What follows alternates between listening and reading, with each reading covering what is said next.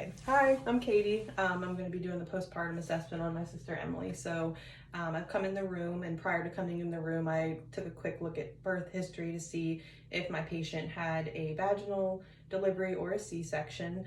I'm going to come in, introduce myself, wash my hands, provide privacy, assess vital signs, see how she's doing, if she's having any pain, and then I'm going to start my assessment by looking at her breast.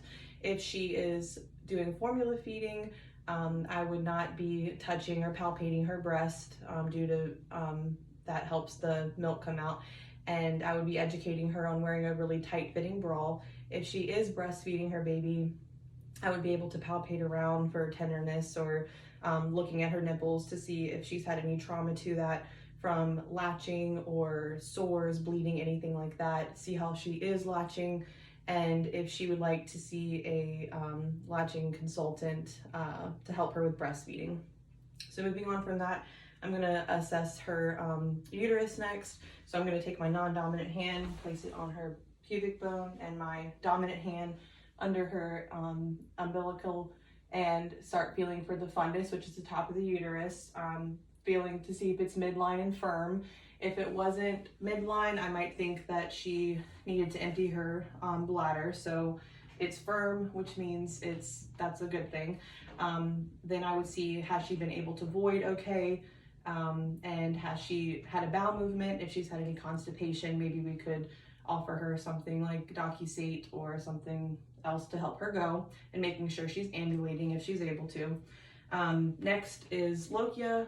So I would assess her pad to see if she's having bleeding, and 1 to 3 days postpartum, it's the rubra, and then serosa, and then alba. So if she, and educate her as well if she's soaking through a pad in 1 hour or having clots, definitely to let us know. After that, I'm going to be looking at if she had a episiotomy, which isn't good practice anymore, but if she had any tears, assessing for redness, edema, any bruising, signs of infection.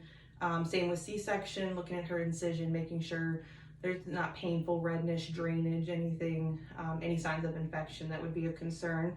And then after that, Homan sign, which is checking for a blood clot. I'd be looking at her legs, asking her if she's having any pain, redness, tenderness, warmth as I'm feeling them. Checking her emotional status. Is she bonding with the baby? Is she holding the baby, feeding the baby, wanting to be with the baby? And then last, with the RhoGAM, seeing if she was Rh negative, has she received her RhoGAM shot already? And if not, making sure that she does get that. And then after, I would just check to see if she needed anything else, any questions, anything I can help her, educate her on, and then wash my hands and go chart my findings. Thank you.